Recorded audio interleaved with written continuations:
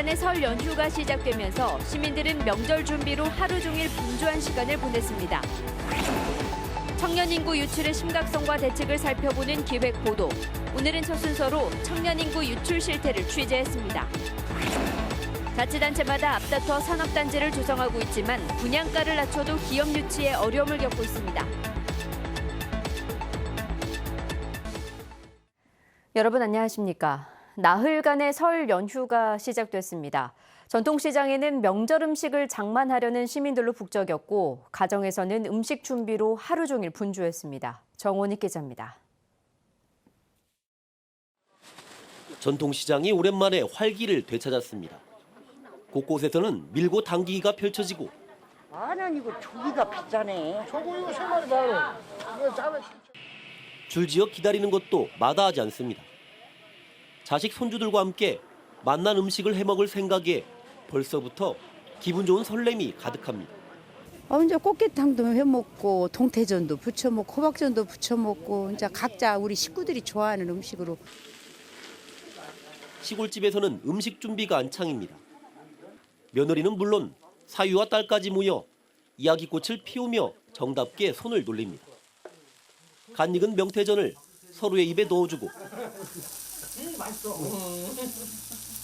부부의 정은 더욱더 깊어집니다. 오늘따라서 여기서 유난히 손발이 잘 맞는 것 같아요. 집에서 할 때는 이렇게까지 잘 맞는다고 생각을 안 했는데 더 좋아진 것 같은 느낌이 듭니다.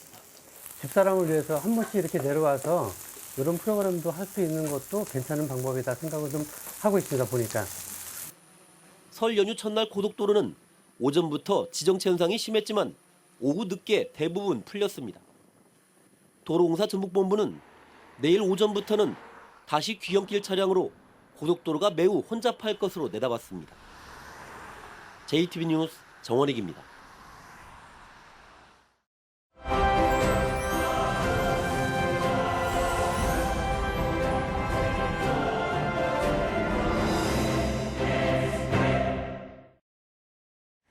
해마다 만여 명의 도민들이 전북을 빠져나가고 있습니다. 열의 9이 일자리를 찾아 고향을 등지는 20, 30대 청년들입니다. 전조방송은 청년 인구 유출이 얼마나 심각한 수준인지 또 청년 유출을 막기 위한 대책은 제대로 작동하는지 살펴보는 기획 보도를 마련했습니다.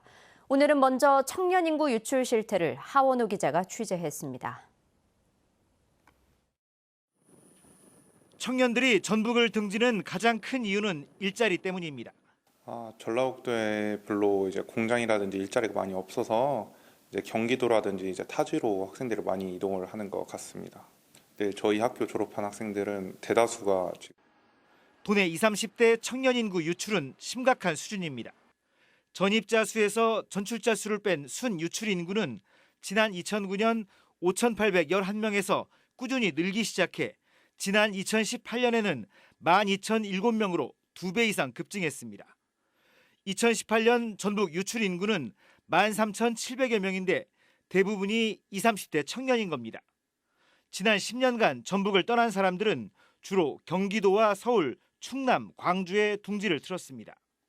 결혼 정년기에 청년 인구가 빠져나가면 출생아 수가 줄어들어 지역의 경제, 문화 등 전반에 걸쳐 활력이 떨어지는 악순환이 이어집니다.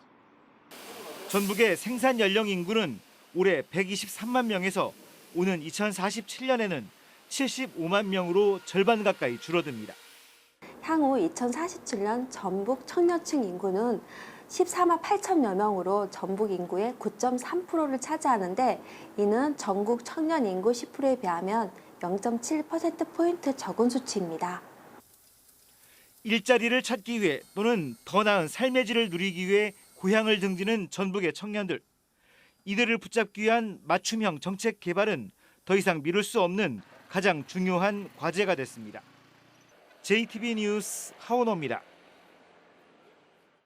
남원시와 완주군에서 대규모 산업단지가 조성되고 있습니다. 다른 지역에도 산업단지가 조성돼 있지만 분양이 시원치 않습니다. 분양가를 낮춰도 기업을 유치하는 데는 별 효과를 내지 못하고 있습니다. 정윤성 기자의 보도입니다.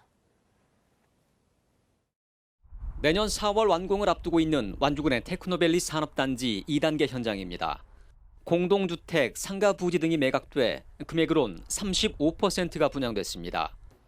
완주군은 완공 전까지 70% 이상의 분양률을 목표로 하고 있습니다. 남원시가 3회면에 조성하고 있는 일반 산업단지는 오는 6월에 완공됩니다. 지난해 7월부터 분양대행사까지 지정해 분양을 추진하고 있습니다. 분양가가 낮다는 점을 내세우고 있지만 분양 계약 실적은 한 건도 없습니다. 공사 중이잖아요. 막 산도 삼거치 돼 있고 그러니까 심란한가 봐요, 마음이. 그래서 이 어느 정도 완공이 좀 되면 결정을 하겠다고 그런 분들도 많이 있고. 2014년에 준공된 정읍의 첨단 과학산업단지의 분양률도 50% 수준에 그칩니다. 세 곳 가운데 산업단지의 분양가는 남원시가 가장 저렴하고 완주군이 가장 높습니다. 하지만 기업을 유치하는 데는 분양가보다는 접근성과 기반 시설이 더 영향을 주는 것으로 풀이됩니다. 분양가는 좀 높다 하더라도 호남고속도로가 옆에 있기 때문에 접근성이 좋고 저희들은 산업단지와 연계해서 주거단지를 조성하기 때문에 다른 지역보다는 더 유리한 점이 있다고 보겠습니다. 입지의 취약성을 어떻게 보완해서 산업단지의 경쟁력을 확보할 것인지 결코 쉽지 않은 과제가 놓여 있습니다. JTB 뉴스 정유정입니다. 상품권의 현금화를 막기 위해 과태료를 부과하는 법안이 발의됐지만 여전히 국회에 계류 중이어서 상품권의 부정 유통을 없애기가 쉽지 않아 보입니다.